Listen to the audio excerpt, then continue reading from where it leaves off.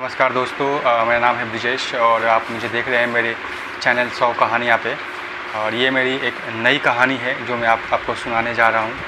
तो मेरे चैनल को आप एक बार ज़रूर कहानी पसंद आए तो चैनल सब्सक्राइब कीजिएगा और एक बार स्टोरी को लाइक ज़रूर कीजिएगा। तो चलिए कहानी को स्टार्ट करते हैं। कहानी है ये गुड़गांव की, जो कि अभी गुरुग्राम बन चुका है।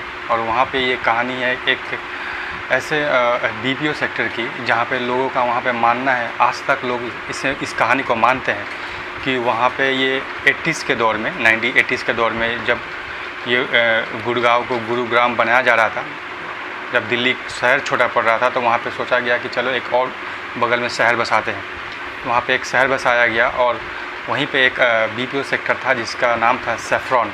और ये पूरी जो घटना घटी थी, भूतिया घटना, ये पूरी उस बीपीओ सेक्टर में घटी थी। तो यही कहानी मैं आज आपको बताने जा रहा हूँ कि ऐसा क्या हुआ कि उस वक्त एक हज़ारों कॉल्स उठाने वाली लड़की, उसके साथ जो कुछ भी हुआ, वो उसके साथ काम करने वाले लोग जितने भी थे, उसमें से कुछ उसके जो ख़ास दोस्त थे, उसमें एक को दिल का दौरा पड़ गया, एक की दिमागी हालत ख़राब हो गई और बाकी लोगों की भी तबीयत कुछ ऐसा ख़राब हुआ कि वो ठीक हुआ ही नहीं। तो ये बहुत ही बड़ी स्टोरी है जो कि वहाँ पे अक्सर बहुत लोगों को पता है।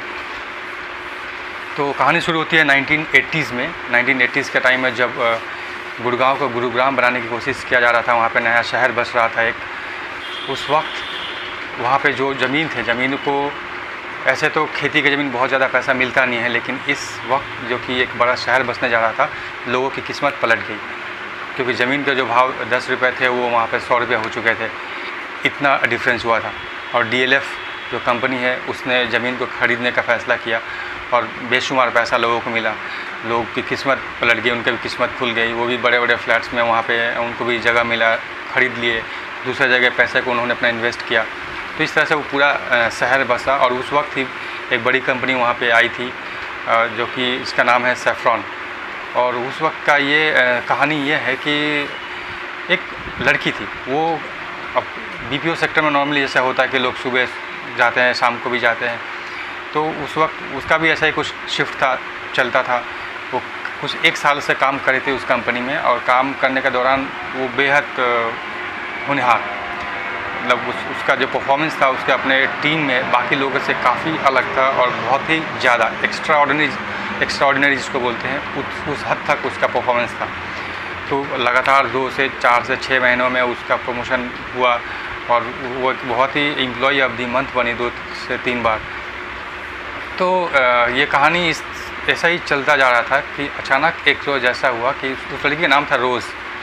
ओके, तो अचानक ऐसा कुछ हुआ कि वो अब उसके पास एक कॉल आता है लड़की के पास। वो अपना कॉल उठाती है, वो कस्टमर से बात करती है और कस्टमर से बात करते वक्त उसके जो टीम लीडर थे वो आसपास वहीं पे देख रहे थे उसे, क्योंकि उस जो कॉल में नॉर्मली जो टाइम लगता है उससे ज़्यादा लग रहा था।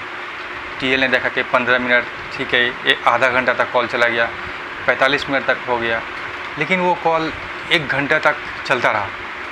और ये देख के टीएल भी बहुत हैरान हुए कि इस लड़की के अंदर जो टैलेंट है, वो किसी भी कॉल को 10 से 5 मिनट के अंदर ये क्लोज़ कर देगी, इतना टाइम इसे लगता नहीं है। तो ऐसा क्या प्रॉब्लम है जिसको सॉल्व करने में इस पर 1 घंटा लग गया। और बहुत परेशान थी वो उस कॉल में, जब कस्टमर से बात कर रही थी वो बहुत परेशान थी। तो टीएल ने ये सब नोटिस किया था, क्योंकि वो बहुत ही अच्छा कैंडिडेट थी, उसके टीम में उसका परफॉर्मेंस अच्छा था। तो लोगों को थोड़ा सा डाउट हुआ कि शायद कुछ गड़बड़ है। और लेकिन उस कॉल जैसे वो ख़त्म हुआ 1 घंटे बाद, वो क्या की, वो लड़की कॉल रख दी, अपना हेडफोन खोल कर रख दिया उसने और वो वहाँ से चली गई। और जाने के बाद वो उसके पास में जो उसके दोस्त थे उनमें से किसी एक उसने बोला कि मेरा तबीयत कुछ ठीक नहीं है, मैं घर जा रही हूँ। तो वो घर चली जाती है। लेकिन टीएल को थोड़ा परेशानी होता है कि टीएल जब बाद में आता है देखने के लिए कि कहाँ है, तो पता चलता है कि वो तो चली गई है घर। तो टीएल सोचते हैं कि शायद कॉल में ऐसा कुछ हुआ है जिसकी वजह से वो चली गई। और तो टीएल डिसाइड करते हैं कि कॉल को सुनेंगे कि उसमें क्या बातें हुआ है जिसकी वजह से लड़की इतनी परेशान हुई कि हेडफोन रख के वो घर चली गई। तो टीएल उसे कॉल को सुनते हैं और सुनने के बाद उन्हें जो पता चलता है वो उनके पैरों तले ज़मीन खिसक जाती है, क्योंकि इस तरह से उन्हें कॉल में कुछ सुनाई देता है। और उस कॉल में ये था कि इन्होंने कॉल जो सुना 1 घंटे तक, उसमें से कहीं से भी सामने वाले की आवाज़ उसमें रिकॉर्ड नहीं हुई थी। मतलब आप सोच सकते हैं कि 1 घंटा तक इसने जो बात किया है, ये बात की 1 घंटे तक, इसका सब आवाज़ उसमें रिकॉर्ड है, लेकिन ये किससे बात की कुछ प्रूफ ही नहीं था वहाँ पे। तो अब इन लोगों को लगा कि अब ये किस तरह से इसने बात किया कि सामने कोई है ही नहीं और ये 1 घंटा तक उसे सॉल्यूशन देती रही। तो यहाँ पे बहुत शॉक लगा टीम लीडर को। फिर उस दिन का बात, वो दिन कैसे भी बीत गया। अगले दिन वो रोज़ नाम की लड़की वो ऑफिस आई नहीं। तो जब उस आई नहीं तो टीएल को उसकी चिंता हुई। टीएल ने सोचा ठीक है चलो इसको फ़ोन करके देखते हैं, शायद तबीयत ख़राब होगा या उस कॉल में जो ऐसा कुछ हुआ था उसके वजह से वो डिस्टर्ब हो गई होगी। तो टीएल कॉल करते हैं उसे, लड़की कॉल उठाती नहीं है और उसका फ़ोन बजता ही नहीं है, वो फ़ोन स्विच ऑफ रहता है, वो कॉल नहीं लगता है। इस तरह से फिर वो अगली दिन भी उसे ट्राई करते हैं कॉल करने का, उस दिन भी कॉल नहीं लगता है। अब इससे घबराहट होती है टीएल को कि कहीं वो उसने कुछ अपने आप को हार्म तो नहीं कर लिया, कहीं रास्ते में कुछ तो नहीं हो गया। तो ऐसा सोच के उसके जो टीम लीडर है वो ऐसा 3 से 4 दिन तक ऐसा होता है, लगातार जब कोई रिस्पांस नहीं मिलता वहाँ से, तो उसके टीम लीडर पता करते हैं कि उसका घर कहाँ है। उसका डेटा निकाला जाता है, डेटा निकालने के बाद उसका एड्रेस मिलता है और एड्रेस मिलने के बाद अपने टीम लीडर उससे पता करते हैं कि जो उसको ड्रॉप करने जाता था जो गाड़ी, उसके साथ जो सिक्योरिटी गार्ड होते थे, कौन होते थे जो जिसको उसके घर पता है। एड्रेस तो है लेकिन घर तक किसको पता है कि वो घर कहाँ पे है। तो उनसे मिलते हैं और सिक्योरिटी गार्ड को ये पता करते हैं। फिर सिक्योरिटी गार्ड को 3 से 4 दिन बाद, लगभग 10 दिन तक लड़की ऑफिस ही नहीं आई। तो 10 दिन बाद लड़की के घर ऑफिस से सिक्योरिटी गार्ड को भेजा गया कि ठीक है तुम जाते हो, तुम जाओ उसके घर तक और उससे पता करो कि वो क्यों नहीं आ रही है और प्रॉब्लम क्या है, उसका दिक्कत क्या है, किसके वजह से ऐसा कुछ हुआ। तो सिक्योरिटी गार्ड लड़की घर जाते हैं, जाके मकान मालिक को बेल बजाते हैं मकान मालिक का, लेकिन मकान मालिक निकलते हैं वहाँ से, पूछता सिक्योरिटी गार्ड की ये लड़की है रोज़ नाम की, ये यहाँ पे रहती है लेकिन हमारे ऑफिस 10 दिनों से आई नहीं है, तो आप बता सकते हैं कि प्रॉब्लम क्या हुआ है। तो मकान मालिक मना कर देते हैं, बोलते कि नहीं ये लड़की हमारे घर में नहीं रहती है। तो थोड़ा अजीब लगता है ये सिक्योरिटी गार्ड को। वो बोलता है कि नहीं मैंने बहुत बार देखा है, मैंने उसको यहीं उतारा है। तो मकान मालिक बोल रहे हो सकता है कि आपने यहाँ पर उसे उतारा होगा, लेकिन बहुत लोग पहचान छुपाने के लिए 1-2 घर पहले उतर जाते हैं, लेकिन एग्जैक्ट उस घर में घुसते नहीं हैं क्योंकि वो नहीं चाहते कि किसी को वो बताए। तो सिक्योरिटी गार्ड फिर बोलते कि मैं तो देखा हूँ इस घर में घुसते हुए, लेकिन उसे कुछ समझ में नहीं आता है। जब मकान मालिक ही मना कर दे रहा है तो अब वो क्या करेगा वहाँ से। वो चला जाता है अपने जाके ऑफिस में रिपोर्ट करता है, जिन्होंने भेजा था ऑफिस वालों को बताता है कि मैं वहाँ गया था लेकिन लड़की वहाँ नहीं रहती है, ऐसा मकान मालिक का कहना है। तो फिर क्या होता है कि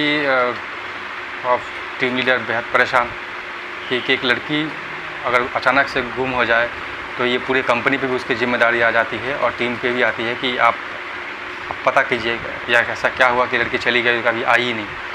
तो फिर उसका ये फाइनली डिसाइड करता है कि उसका जो होम टाउन है वहाँ का एड्रेस इन्हें कहीं से मिलता है और उस एड्रेस पे ये अपने लोग को भेजते हैं, क्योंकि तब तक 15 से 16 दिन हो चुका था। तो उसके होम टाउन में जो मेन एड्रेस था वहाँ पे लोगों को भेजा जाता है और जाके वो पता करते हैं कि जाओ पूछो क्या हुआ वहाँ पे, कहीं घर तो नहीं चली गई है। तो लड़की घर पहुँचते हैं, ये जो सिक्योरिटी गार्ड है जिन्होंने उसे कई बार छोड़ा था उसके जिस एड्रेस पे उसने दिया था ऑफिस में, तो लड़की के मेन एड्रेस पे पहुँच जाते हैं। वहाँ जाकर उसकी जो माताजी हैं उनसे वो बात करते हैं और माताजी बोलती हैं हाँ एड्रेस तो हमारा यही है, वो हमारी ही बेटी है। तो सिक्योरिटी गार्ड बोलते हैं तो लेकिन ये लड़की तो आपकी लड़की है, ये तो 15 से 20 दिन हो गए ऑफिस आई नहीं है, तो सब कुछ ठीक है कि नहीं, ऐसा क्या हुआ, कुछ हुआ है क्या उसे। तो उसकी जो माताजी है वो थोड़ा देख के उसे वो भी चौंक जाती है कि आप लड़की मेरी है ये, लेकिन आप जो बात कर रहे हैं मेरी लड़की वहाँ पे काम नहीं करती है, ऐसा हो ही नहीं सकता है। तो वो बोलता है कि ऐसा नहीं, लेकिन मैंने ही छोड़ा है उसे कितनी बार और मैं उसे जानता हूँ। तो उस लड़की की माँ बोलती है कि इस लड़की को तो मरे हुए 7 साल हो चुके हैं, आज से 7 साल पहले उसका डेथ हो चुका था और वो लड़की ऑन रिकॉर्ड सैफ्रॉन कंपनी में जो कि गुड़गांव में था, अभी पता नहीं है या नहीं, उसमें वो हज़ारों कॉल्स उठाई है, बात करती थी डेली।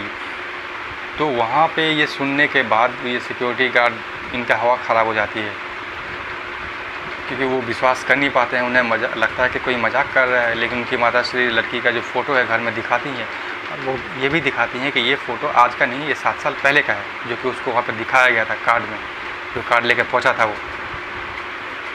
तो ये सारी रिपोर्ट वहाँ पे तो 2 लोग थे, शायद वो डर जाते हैं, लेकिन वो अपनी कंपनी कैसे ही पहुँचते हैं वहाँ जाके, वो ये सारी स्टोरी को वहाँ पे बताते हैं कंपनी में। और कंपनी में बताने के बाद जो, जैसे मैंने शुरू में बताया था कि लड़की के साथ जो काम करते थे उनमें से एक लड़की को दिल का दौरा पड़ जाता है, और बाकी जो 1-2 थे उनकी भी तबीयत इतनी कुछ ख़राब हो जाती है कि वो भी मतलब दिमागी संतुलन उनका भी खो जाता है, और वो भी अजीब तरह की हरकतें करने लग जाते हैं। तो 3 से 4 लोगों का इस कहानी से ऐसा इफ़ेक्ट पड़ा था, उसका असर पड़ा था कि वो नॉर्मल लाइफ जो जी रहे थे उससे वो पूरा चेंज हो गया था उनका लाइफ। तो कहानी का ये असर इतना गहरा हुआ था वहाँ पे, ये 80s की बात है। तो पूरी कहानी में यही था कि कैसे एक मुर्दा हज़ारों कॉल्स उठा सकता है, और ये ऑन रिकॉर्ड है उस कंपनी के, तो इससे कुछ झुठलाया नहीं जा सकता। वहाँ पे दिल्ली में बहुत लोगों को ये कहानी पता है, और बहुत ही मशहूर है ये कहानी सैफ्रॉन कंपनी की। तो यहाँ पे बहुत ही लोगों को विश्वास नहीं होता था, लेकिन जब ये कहानी हुई तो बहुत दिनों तक उस कंपनी को एम्प्लॉय धीरे जाना बंद किए, और वो कंपनी लगभग उस वक्त बंद होने के कगार पे आ गई। लेकिन फिर बहुत दिनों बाद कंपनी का फाइनली नाम चेंज किया गया और लोकेशन चेंज किया गया, और वहाँ पे फिर से वो कंपनी स्टार्ट हुई। तो पूरी कहानी यही थी कि एक लड़की की जो इतनी जो घटनाएं थी वो कैसे घट सकती है, जो कि है ही नहीं, 7 साल पहले डेथ हो गया था। तो उम्मीद करता हूँ आपको ये कहानी पसंद आई होगी, और पसंद आए कहानी तो ज़रूर इसे लाइक कीजिएगा और मेरे चैनल को सब्सक्राइब कीजिएगा। मेरे इस चैनल का नाम है 100 कहानियाँ। अगली स्टोरी में लेके आता हूँ बहुत जल्द।